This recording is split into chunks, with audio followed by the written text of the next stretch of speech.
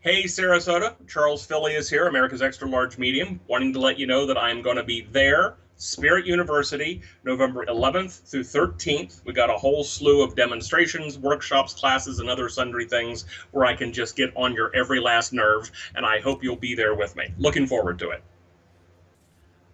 I see that you have an interesting backstory. How does one person go from being a cartoonist to becoming a well-known psychic medium? Honestly, it just happened. I am first and foremost a cartoonist in my heart of hearts. That's what I am. I love to create, whether it's drawing, whether it's writing, that's where my heart is. I always tell people I chose cartooning, but mediumship chose me. So I do them both, whether anyone in my cartooning circles know about what I do. They don't talk about it in case they do. I know a very small number do, but not many. So it's just not something that comes up. But they kind of overlap in many ways, and they're really kind of similar because a cartoonist really is a very isolated profession, and so is mediumship. So you've got to be very comfortable with yourself and, in some of our cases, all the little voices in our heads. So yeah, but it just sort of happened, and they meshed very well together for me. Awesome. So now they say that you're never supposed to trust a skinny cook. Is it true that you distrust skinny mediums?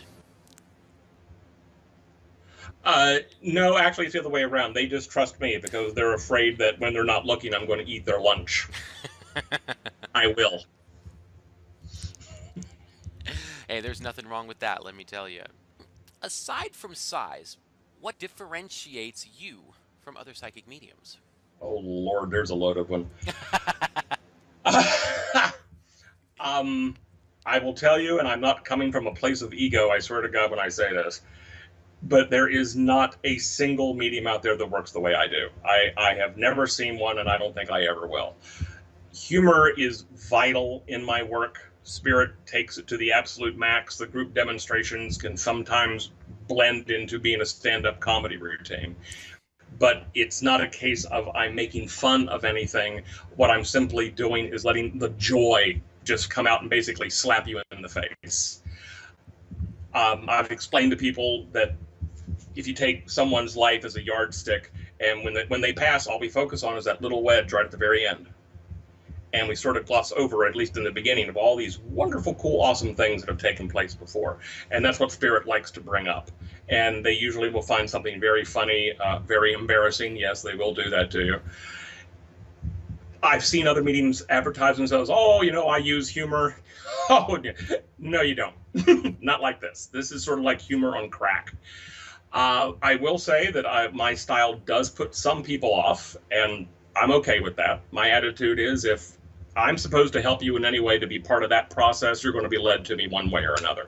I've even had spirits come through who frankly didn't like talking to me because they didn't care for my personality. Yeah. So it does happen, but I get a very positive response for the most part with it, and that's what makes me happy. And as long as I'm having fun doing this, I will continue doing it. When it's no longer fun, I walk away. So you're going to be doing a lot of workshops and readings and different things here at the Spirit University. Tell me a little bit about those. Well, let's see. We've got obviously a group mediumship demo. I call it a mediumship channeling demonstration because it's not all mediumship. There will be messages from spirit guides for people in attendance too. I don't go to everybody. That's not how I work. I always just tell people that those who are supposed to get a message will, but the messages are given more of a universal flow of where, well, if his father is still around, then obviously mine is too. That kind of thing is what I'm hoping for. So I don't know whatever it is that comes through. I love them because I never know what's going to happen. Then we're doing like you brought up, a channeling demonstration, same thing. I get the biggest kick out of those because I have no clue what's going on. Sort of like my daily life, I have no idea what's going on. Then a book signing after that. There's the automatic writing workshop. There's the meeting your spirit guide workshop. I prefer, if people take one or the other, I think they should take them both together personally because they do very much coincide together. But if you have to start with just going to do just one, I would recommend the spirit guide first because you get more of a feel of your own guides, and then the writing flows a little more easily, at least from my own experience.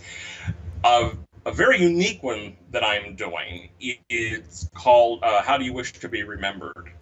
And this is an interesting little thing of where people can sort of like start designing the footprints that they're leaving behind, so to speak. And I don't mean sound like morbid, like, oh my God, I'm going to die tomorrow. It's not a case of that, but we all create our own memories as we go along. And you kind of have to wonder, well, how is this going to be thought of in 20, 30, 40 years, touching the people that I love, that I've, leaving behind. We all know that isn't true, don't we?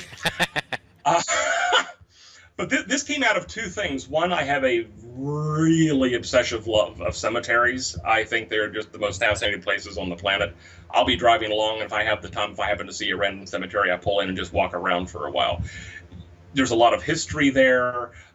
You get an idea of personalities with the things that are left on the graves, how they're decorated. I actually found a grave once that had a get well soon balloon on it. A little late, but I've seen just hysterical ones. I've seen very touching ones. I've seen some that are just, frankly, just downright mean. But it makes you wonder what the person is. Also, my aunt passed a couple of years ago, and I had written a tribute to her. It's actually one of the chapters in the new book. And somebody had written to me saying, wow, this is really beautiful. I only wish my nephews would have the same memories of me. And my first thought was, well, who's kind of in control of that? So if you want them to have these memories, let's start giving it to them. So that's what this is about. I have a collection of various weird headstones that I have seen over the years, just to give people an idea, but get a dialogue flowing of how they feel they're guiding their own life, or how their life is being guided, and how it does impact others. There is also there'll be a morning of private readings, like morning, early afternoon of private readings. I think I'm doing like 6 or 7 of them. So if anybody wants to jump in on that, and I think I'm missing one. I think I got them all. You got them all. I got them all. Okay, yay me. Okay, Sarasota, Charles A. Filius, extra large medium, right here coming at you live and in 3D. And I will actually be there live and in 3D November 11 through 13. So if you actually enjoyed the gibberish I was just spewing out and you want to hear more of it, please come down to the Spirit University in Sarasota. And trust me, I'll make it worth your while.